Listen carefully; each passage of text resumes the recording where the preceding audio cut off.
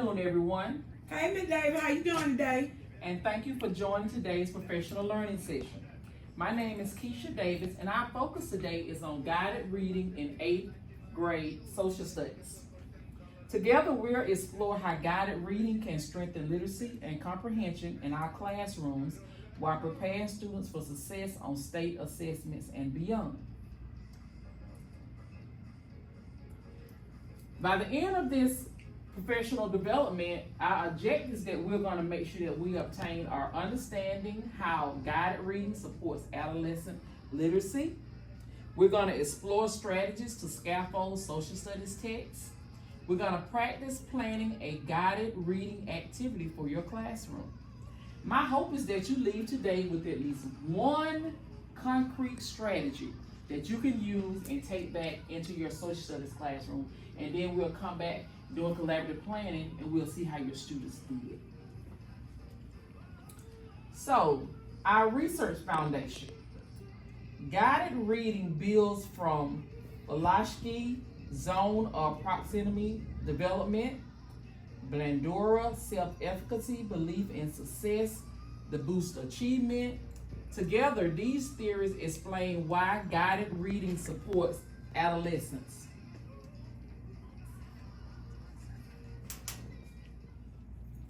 You ready? Mm-hmm. Why this matters, the Lexile growth. As we take a look at this is our spring 2025 GMAS. These are our 7th grade students. They were 7th grade students at this time when they took the GMAS. Mm-hmm. Right now, they are your 8th grade students that are sitting in your classroom right now. The average Lexile when they were in the spring was 780. They just took the fall Beacon 2025, Mm-hmm. and the average is 831. So their Lexile level from the spring, it kind of rose just a little bit for the average. Mm-hmm. But remember, we still need to make sure that we implement some growth, because 831, they're really not on the 8th grade level for Lexile. So that's why we're going to implement these guided reading strategies to make sure that we increase their Lexile. Okay? So, before we go any further, can someone please look at their handout and tell me, what is guided reading? Just what is guided reading?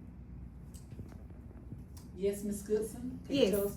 It says guided reading is when a teacher works with a small group of students who are on a similar reading level, and the teacher selects a text that matches the group's needs. It's not too easy, but it's definitely not too difficult. And the focus is on building strategies like decoding words, making meaning using context, analyzing structure, rather than just completing the story. Exactly. Now, so we're going to now look at the next slide, the Lexile performance band. So in spring, 100% of our students were below grade level. By fall, nearly 11% has moved into the on and above grade level band. That is promising growth, but it also means that almost 9 out of 10 students are still struggling. Mm-hmm. This shows why our work with guided reading is very, very critical. Because again, this is our spring 2025 GMAS and our fall Beacon. The red tells us that they are below. Let's go back. The red tells us that they are below grade level. The yellow tells us that they're on grade level, and the green tells us that they are above grade level. So we want to make sure that with these guided reading strategies from now to May, when they get ready to take the Georgia milestone, that we can have a little bit more yellow and green, Mm-hmm. and less red. Mm-hmm. So now, again, let's look at another chart. Our fall 2025 Beacon benchmark. So the benchmark for 8th grade that really gets us where we need to be, it need to be 925 versus 1010. So at 925, about 29% of our students are meeting or exceeding the Lexile at the true grade 8 readiness benchmark of 1010. 1010 is our 8th grade benchmark, so that's where they need to be. So that's why we were saying like at 800 and something, they're really not there. So we really need to look at between 925 versus 1010. So it's very important that social studies teachers know what the students' lexicons are. Because if their lexicons are not where they be, it might get you to understand why they struggle with a lot of different texts. So right now we're looking at, this chart tells us like the red is below and the green is above. Okay? Now, with that being said, let's look at some guided reading strategies, what we're going to put into work to make sure that our students are able to increase those lexile scores. So what can we do?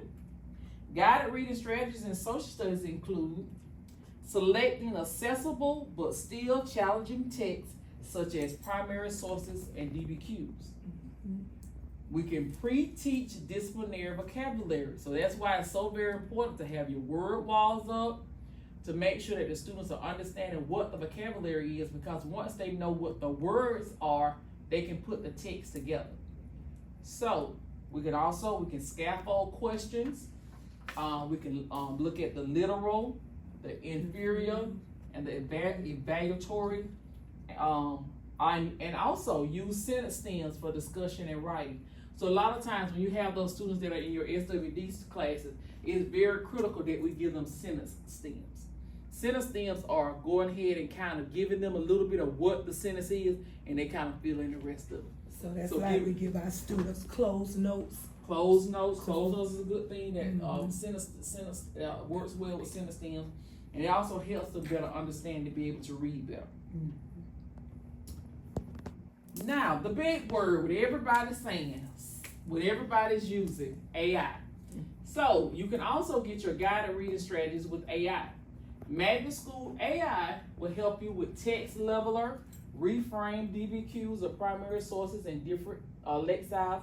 So whereas you can change your lexile levels, if you have students right now that are struggling, instead of giving them 8th grade text, you can give them like 4th or 5th grade text. Also, you can scaffold your questions. You can generate sentence stems and handouts. And then, of course, we use BRIS, which is one of the things that we've been pretty much taking a look at.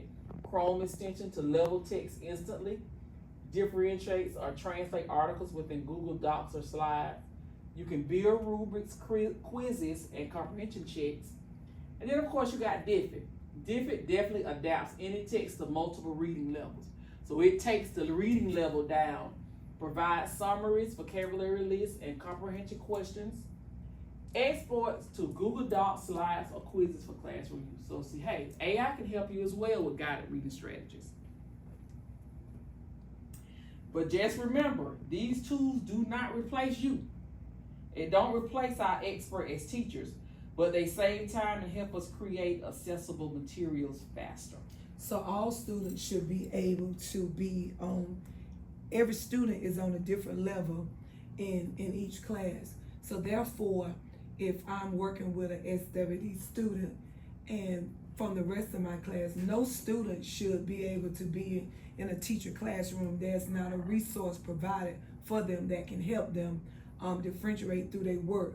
That's exactly Maybe right. either it's on 4th grade level or 5th grade level, but everyone should be able to work on a level that is feasible for them, Yes. that they'll be able to maintain an understanding. And you'll be surprised how they're going to increase their lexile. Because right now, what you're giving everybody 8th grade text, they're not understanding it. Right. But if you take that, that's why it's important to know what their lexile is, and then you take their lexile and based on that text related to the grade level that they need to be on, and then differentiate it and put it into DFID or BRIS and let them recreate it for you.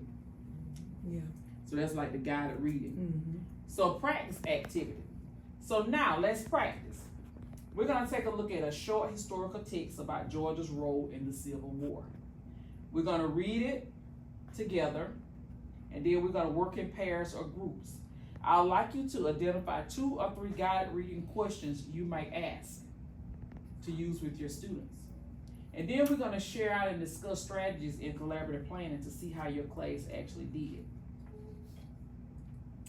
So this would be the text. If you look at your handout, on your handout, here's a short historical text about the Civil War. So I'm gonna give you a few minutes to where you're gonna look over that, And then from that, you can come up with some examples of some questions, some guided reading questions. And what I'll do is, quickly before we have to end, I'll give you my example. So for literal, I came up with what was the purpose of the Compromise of 1850. For inferior, for inference, like I'm going to go in, why did many Georgians feel the Fugitive Slave Act? The Fugitive Slave Act favored the North. To evaluate it, do you think secession was the only option for Georgia leaders in 1861? Why or why not? So then in collaborative planning, what we'll do is we'll come back and we'll share your questions and refine them together to see how your students did with that.